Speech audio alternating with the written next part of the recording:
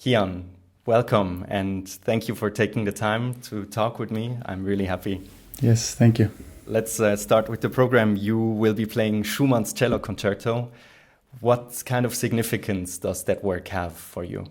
Well, for me, and I guess every cellist in the world, it's really one of the most beautiful, most intimate and personal cello concertos we have. Schumann wrote it very late in his life, so he already, let's say, his mental capacity was maybe slowly already decaying, or it was already quite diminished, but not his creativity and not his artistic ability.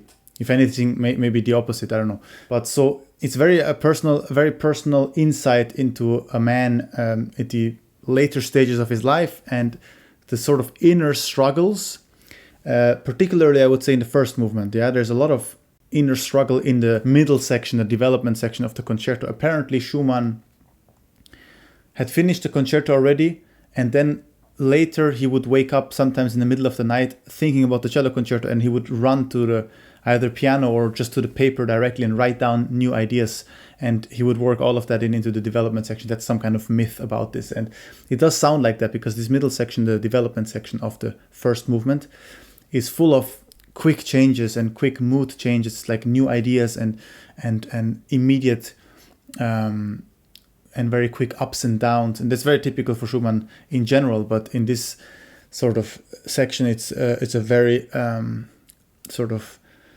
prime example of that.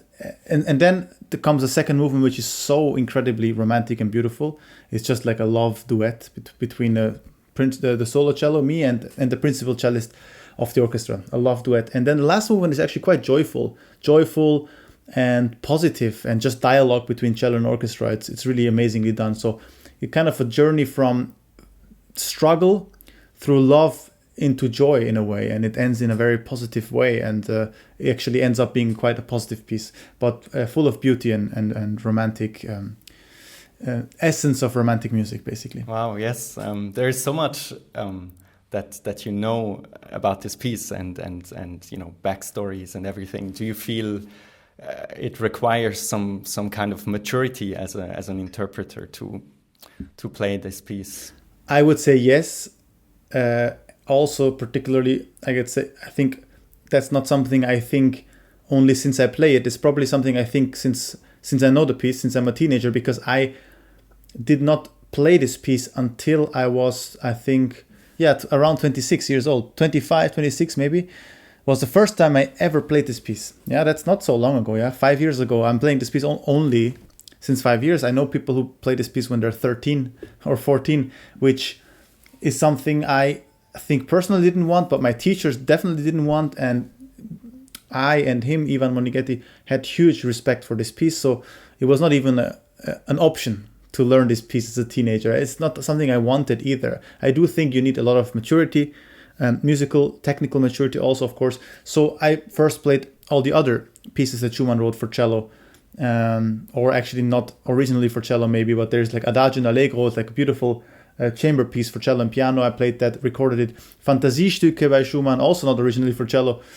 There's 5 Stücke im Volkston, which I never performed, but practice. So and the chamber music pieces. So I think play as much Schumann as you can before you finally get to the cello concerto, which is, I think, requires, first of all, technical stability, obviously, but also real, I think, emotional maturity. So I'm happy I waited so long and felt kind of ready for it. And since 5 years, since I first played this piece, I've played it really a lot. It's become one of my most played pieces, actually.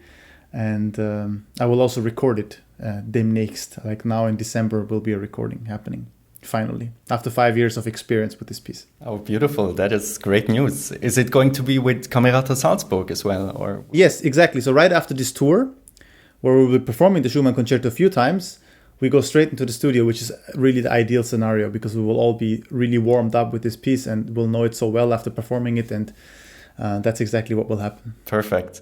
So as you mentioned, you will be playing with Camerata Salzburg, and the ensemble is famous for playing without conductor, right? What does that mean for you as a soloist? How do I say this without offending any conductors who might be listening? So in a way, I love conductors, and it's a joy to work with conductors. But playing without a conductor, in a way, for me, symbolizes complete freedom, absolute freedom, and also the almost, how do you say, you are forced as a member of the orchestra also to really truly listen with both ears and truly communicate with the soloist. You have no safety net. Sometimes a conductor is a safety net, and sometimes that's extremely important. You know, you want to make a big symphony, whatever, Mahler symphony or Bruckner or even later. It's basically impossible to get that together without a conductor, because the distances are so large. You really need somebody who keeps it all together, and sometimes is a safety net. And what with a piece such as Schumann, which is so chamber music like, it really works extremely well with a conductor. I've done it before, and not so many times. I've done it most of the times with conductor and only 2 times without. And it was really amazing, because all the musicians in the ensemble, every single one of them gets personal responsibility now to be part of the performance and listen to every note the soloist does and to each other. And not that orchestras usually don't do that, but there is the possibility. I guess you can switch off sometimes. I've also played in orchestra, so I know this. You can sometimes switch off and just rely on the conductor. But this possibility does not exist anymore. So everybody is forced to, all the time, from the beginning to the end, be completely on alert and communicate. Constant communication between the soloist and the ensemble. Everybody becomes a chamber musician. And that's what this piece also perfectly can do, because it really is a kind of a chamber music, very intimate piece. It's not a big concerto. It's not the Dvorak concerto, which, hard to imagine a Dvorak concerto without a conductor. Very difficult. It's not that. It's not a symphonic, bombastic piece. It's a very almost chamber music kind of piece, even though it has wind, of course. But even that, very, very few. And so, yeah, to play this with an ensemble that is anyway used to playing without the conductor is an ideal scenario, because this is something they do all the time anyway. Listen for every note and be individually responsible. They're used to that. So I have no worries about that, and I'm sure it's going to be absolutely great. So yeah, for me, this is actually complete freedom and pure communication directly, without any, let's say, filters or around any corners. It's direct. Right, yeah, so you have to take responsibility, as the orchestra does have to do that. Yeah, I'm really, really excited for that recording. And there are other great news, actually, that I would like to congratulate you that you have just recently been appointed as professor at the University of Music and Performing Arts in Vienna. So congratulations. Right. How does it feel? What is it like? Thank you. Yeah, very new kind of feeling. You know, honestly, if you would have told me or asked me 1 year ago, I would have not imagined this at all. It was not even on my radar. Honestly, it was not even on my radar. But many things that happened in my life were not on my radar until they were. It's a kind of a stupid thing to say, but it's not something that I had some specific plan for my life. You know, there is this kind of people that tell me like, yeah, when I was 15, I knew these are the steps I want to take, and this is how I'm going to do it. And I went and I executed. Those people exist, and it's very impressive, and that's great. That was not me at all. That was not me. I was always just driven by the love of music and playing, and things just happened. Opportunities presented themselves to me, and I basically always said yes to every opportunity that presented itself to me. I always tried first, said yes, let's try, let's do, let's see how it feels. And then we see. And so far, it has always guided me to amazing possibilities and amazing things in my life and new experiences. Be it, I don't know, the Mutter Foundation. Somebody said, hey, why don't you apply? I was like, you know what? Why not? Let me apply. Let's go. And I applied and I didn't get in, actually. But then I re-auditioned 3 years later and I did get in. So I just tried. First time it didn't work, but I don't regret that I tried, because that first time left an impression that 3 years later I was re-invited. So, and then they asked me, why would you audition for principal cello in the Divan Orchestra, West Eastern Divan Orchestra with Daniel Barnboim? I didn't even think about ever auditioning for an orchestra, but I was like, you know what? Why don't I try it? So I just did it, and it worked out so well. And then my agency approached me that I work with now. They were like, why don't you come work with us? I hadn't even considered it. and I tried it, and Deutsche Grammophon, the label, approached me. I was like, why not? So I always just try things. Now, of course, that has changed a little bit. Of course, I don't say now, don't misunderstand. I don't say yes to everything. Obviously, I have to say these days no to many things. But if it's something interesting and it's something that I feel like could actually be good and bring me forward and also maybe other people, then, so this was the same thing with this teaching position in Vienna, because actually Reinhard Latzko, the cello professor in Vienna, who's already teaching since many, many years, he told me about this position. He said, this is free, and why don't you apply? And until that moment, I didn't even think about it. But when he said it, I was like, you know what? I thought about it for a couple of days. I was like, why don't I apply actually? Why don't I try and see if this is something that I would enjoy? And then I did apply, and I did the audition, everything like official, and it worked. And actually now I'm actually really excited about it. And I realized it's something that I actually want. Just not too much, because this was something I knew from the beginning. I cannot teach too much because I have a lot of concerts. So I was like, maybe they will not accept the fact that I don't want to teach too much, but somehow they did accept it. So I only have 4 students now, which is amazing, which is really manageable, totally manageable. And we'll have enough time for everybody. I know that.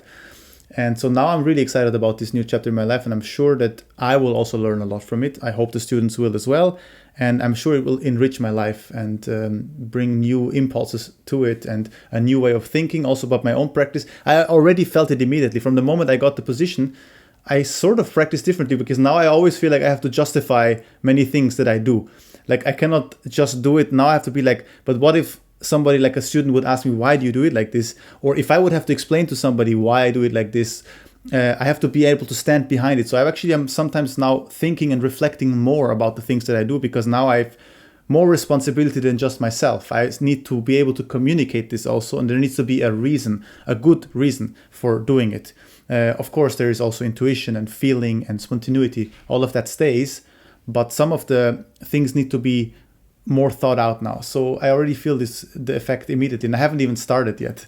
So yeah, it was some opportunity that just presented itself, and I just went with it. That is great. Yeah, and as you were saying, you cannot just preach some things and then not do them yourself. So you have to be very careful about what you're saying and what you're doing. So I guess this thing that you mentioned with, just trying out things and kind of jumping into the cold water kind of approach to things is definitely an example that can be, great for many students. What are other maybe approaches or things you would like to do as a teacher? Like what will people learn with you? What do you want to teach all of them? Yeah, so this just going for it is a very, very important thing that I learned early in my life, that many times you will be offered some opportunity that you feel like you're not ready for. And as a matter of fact, you might actually not be ready for it at that moment that you're asked. But now your job is from now until the moment where it's time to get ready. This is your job now. So you have a task, and these tasks and checkpoints basically in your development are so important for a musician. To be challenged by others around you, to be challenged and be like, for example, here in 1 year, you will have this concert with this concerto. You've actually never played this concerto before. You've actually never been on that stage before. You've never played with the orchestra before. Everything is new. Are you ready? No. Well, then why don't you go into your room and get ready? You have 1 year. And that 1 year will make you grow like nothing else will. And that can be a competition also, a competition that challenges you like that, or a concert opportunity. But so to not be afraid to say yes, even though you feel you're not ready in that moment, say yes and go for it. The worst thing that can happen is like, whatever, the concert didn't go so well, but you will have learned so much along the way that it will have been totally worth it. So yeah, for teaching people to take opportunities and work hard to reach up to the level which they think they should be. But other than that, I really had good teachers. I want to say I'm very lucky to have had good teachers, particularly one which is Ivan Monighetti, who I studied with for 11 years in Basel. So I see it as my responsibility to also try to give as much as I got from him to my students, which was a lot of things aside from cello. He always made sure that I understand that being a musician is not just playing the cello. and is not just sitting in your practice room all day long. You need to practice a lot. That's just the basis. Obviously, you need to practice a lot. But he always tried to challenge me also outside the cello. I would have to play piano for him, for example. That's very important to have a different instrument also, particularly piano. That will be, if anybody's listening who, I mean, I guess once this comes out, it's going to be too late already. I will already have chosen my 4 students, but all of them will have to play piano. That's not non-negotiable. I mean, anyway, if you study in university, anyway, you have to do that. Luckily, it's a wonderful thing. But it will not be just like a little bit. They have to, take it serious, and they will have to play whatever piece they're playing on the cello. There's always, most of the times, 99%, there's going to be a piano part to that. They will have to look at that, be able to play it, not in tempo maybe, but at least understand the harmonies and be able to play it. Completely important, and that's what my teacher always insisted on. I had have to learn poetry and recite it for him by heart, sometimes in German, sometimes in Russian, actually, which he's a Russian, studied with Rostropovich in Moscow, him.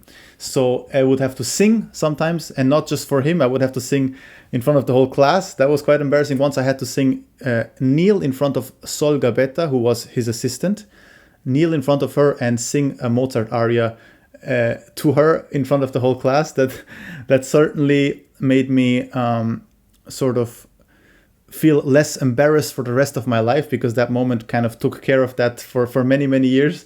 And I would have to compose also. It was also about which books I should read, he would suggest. Also sport. He would always insist that I would have to have a healthy body if I want to have a healthy cello playing and a healthy mind. He would always tell me, if this is like now important concert coming up, you need to start getting in shape, and anyway, be in shape. But if you're not, you need to start getting into shape. You need to do sport every day, because it's like being an athlete. That's a very important sport, which is something that's very important in my life also now. And then something new, I would say that something that was not so such a focus in his teaching that I had to discover myself, is also the mental aspect of preparing for a concert or a competition. I explored a lot with meditation and breathing exercises, energy breathing. I had like a coach for that for a couple of years, and that's something I also would like to pass on to them, how you can get your energy level up before going on a concert and get your mind cleared and empty. I'm not 100% there myself. It's a constant learning process, and it's still rare for me where I'm 100% empty. Those moments are not that often on stage, but when it happens, it's an incredible feeling. It still always happens that thoughts come in, but you need to learn how to have them come and let them go, and not insist on them, not to grab them, but a lot of things. I can speak now for a long time. So these kind of things are important for me. Apart from all of that said, apart from that, of course, cello playing. That will, of course, be the main thing, but I want to be able to give them much more than that.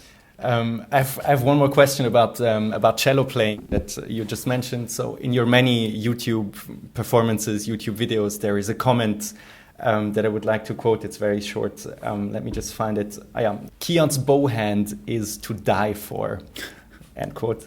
And I must say, I fully agree. Your sound really sticks to the ear and is beautifully round. Can you share a bit with us? What is your sound, your good sound workflow? Like how do you practice that? Again, something I have to give credit for to my teacher, Ivan Monighetti. I think anyway, Russian school of cello playing is something that I admire a lot, and that's something I grew up with. He learned from Rostropovich, tried to pass it on to me.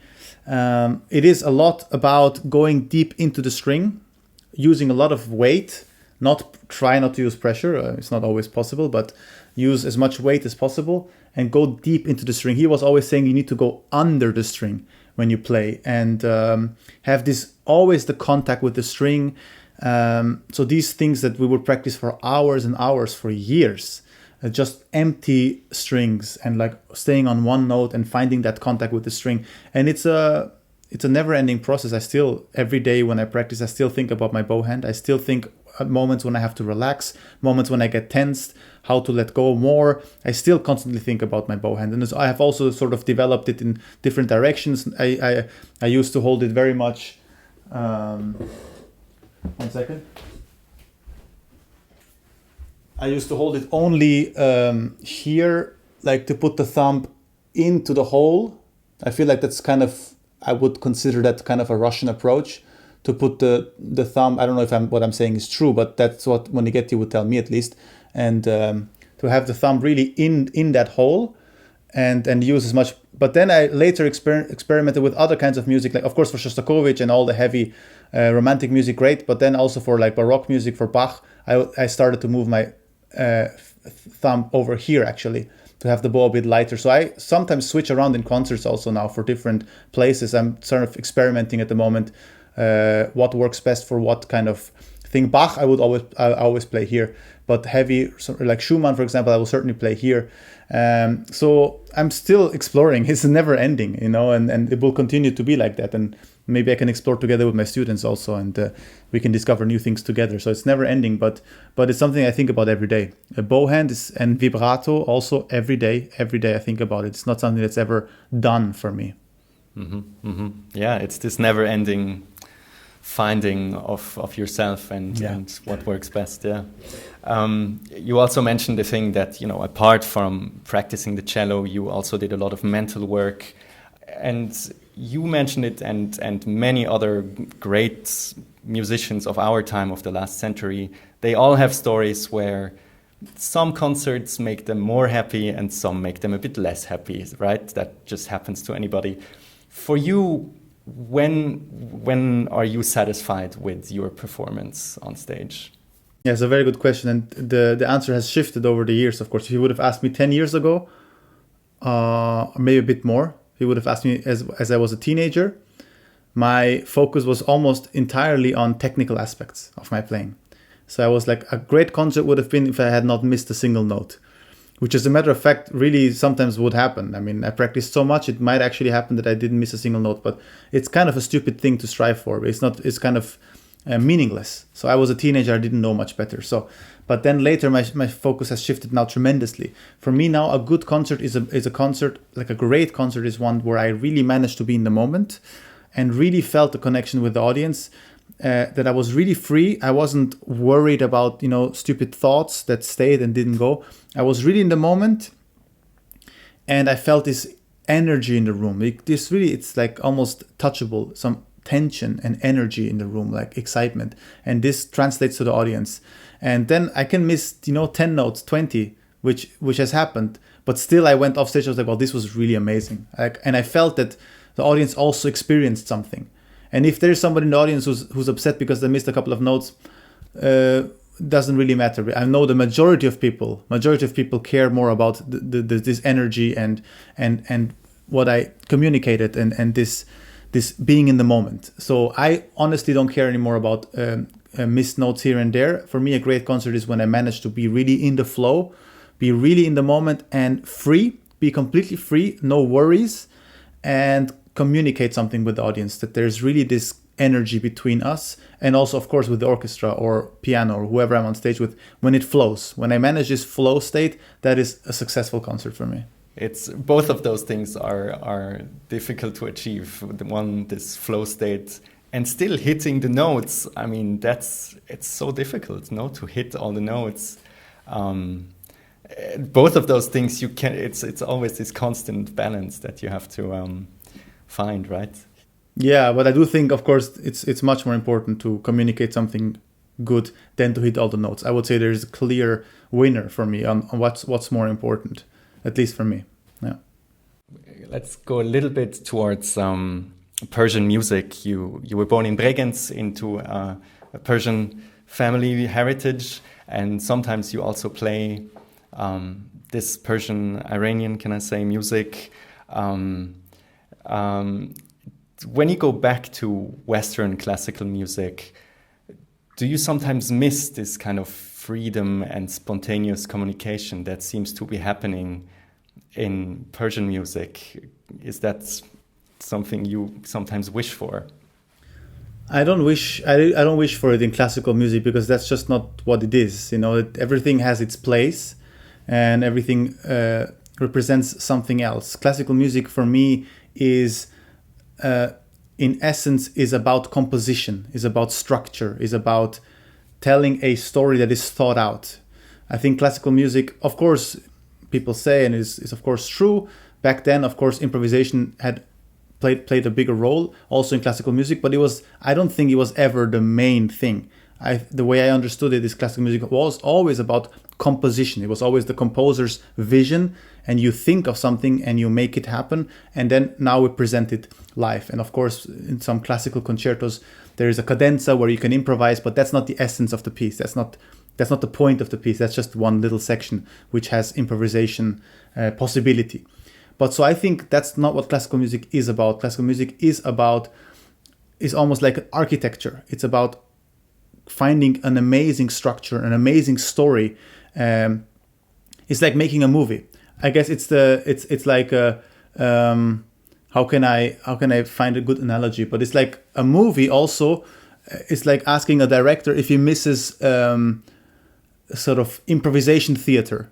Like, yeah, no, it's not something you miss. If you want improvisation theater, you go to do improvisation theater, but the goal of this director is not that. He's trying to actually construct something. He's trying to make a movie as good as possible. I think classical music is in a way to present a work that has been thought of and has been constructed, and of course it sometimes comes out of improvisation, but the composer has thought about it. You know, it's not random.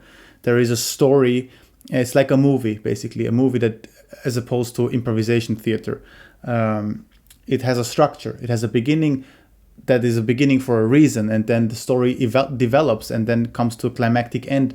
An improvisation can also do that, of course, but classical music in a way is trying to make it as good as possible and take time to really put everything there in its place where it needs to be.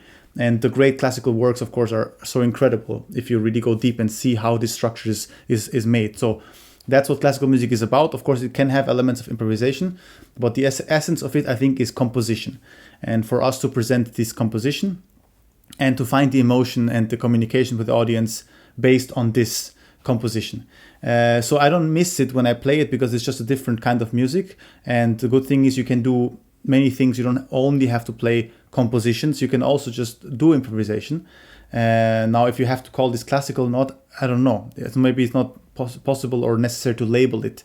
But you can also just do improvisation. You can also improvise at home. You can also improvise on stage. It doesn't have to be in the style of classical. It can be free improvisation. And also it's something I do at home, for example, improvise, or also jazz for fun, you know, because there is not so much about composition. There is more about the freedom. And with Persian music, I guess also. So I don't miss anything when I do a specific kind of music, because everything has its place, and I try to focus on what that music kind of is able to do and bring out the best of that music. Right. I have two more questions for you, then I let you go. One is about your life as a touring soloist. You travel so much. Is there anything you bring with you when you travel? Something that always comes with you? Nothing esoteric or spiritual. It's just my headphones. It's very bland and technical. My headphones, my iPad, because I like to watch movies or TV shows while I travel. I don't enjoy the process of sitting in a plane. It's something I don't enjoy, or waiting at airports. So I wanna like distract myself or entertain myself with watching a movie, because like that, the process of traveling actually becomes enjoyable, because watching movies I enjoy. So if I watch a movie, then I'm having a good time, and I look up and I'm already, where I need to be. So this, the travel, it sort of gets cut out and gets replaced by a fun activity. Of course, sometimes if I really need to look at some piece of music, I might study a score, or of course, sometimes I read a book if I have an interesting one. But I would say more often than reading a book, I do watch movies, to be very honest with you. But I did recently read a very interesting book when I was playing the Shostakovich second concerto for the first time. I read The Noise of Time by Julian Barnes, which is a book about Shostakovich, and that was extremely interesting. And also that then your travel becomes just like, doesn't become a travel anymore, but becomes enjoyment. So like this, something I always travel with is headphones, iPad, and often a nice book, but not always. Right. It's this kind of mixed fantasy and factual. Yeah, exactly. Inner monologue. Mm-hmm, mm-hmm. Yeah, amazing book. So you were talking about movies, of course, and I have to ask, aside from Dr. Bannon saying, "I'm always angry," can you name maybe one or two movie scenes that really stick with you and that are your favorites? When Don Corleone, the Junior, or Michael Corleone, says to Fredo, takes him, kisses him on the mouth, his brother, and says, "You broke my heart." What did he say? "You broke my heart?" Yeah, "You broke my heart, Fredo. You broke my heart," because he betrayed him, basically. His own brother betrayed him, and the way he says it to him in that moment, that's something really powerful that stays with me. Also, just the end of that movie, Godfather 2. No spoilers for those people who haven't seen it, but Michael Corleone ends up doing something at the end of that movie that is really like sort of, you cannot come back from that. And how he sits in this chair basically, and the wind blows towards him, and he's just like there reflecting. Those two things really stay with me. It's really, really powerful stuff. Mufasa's death scene in The Lion King, which has traumatized me since I'm a child, and I won't ever get over it, but how amazing that is. And also the music that basically makes me cry every time I hear it from that scene, which has some kind of, I think, Mozart, I think it's Ave Verum quote or reference, and also Mozart Requiem reference earlier than that. Great music by Hans Zimmer, obviously. So yeah, I think those two just come to my mind very spontaneously now. Of course, I can tell you many, many more. Of course, The Matrix, when Neo stops the bullets. I don't know, iconic movie scenes, just, how do you say, very general pop culture iconic moments. I'm a very basic guy when it comes to movies. I like the big movies. But very dark moments, no, in those movies. Like, it feels that most of those movies, they're at the beginning of a very rather dark turn of events. Probably a coincidence. I do like dark movies. I think, I don't know if it's a coincidence. I think dark stories and are usually most impactful in general. It gets you the most. It's a happy movie is fun, but it's easier to forget than something that's really deep and dark and shows humanity's struggle and humanity's darkness. And I think those are usually the more powerful things. I think dramas are usually more powerful than a comedy in the long term. Sometimes a comedy has its place, and I love comedies, but it usually doesn't leave an impact the way that a drama does. Kian, thank you so much for your time. This was really fun and really interesting, very inspiring to talk with you. I wish you all the best for Camerata Salzburg, the recording, and of course your new life as professor. Thank you very much. Thanks for the talk.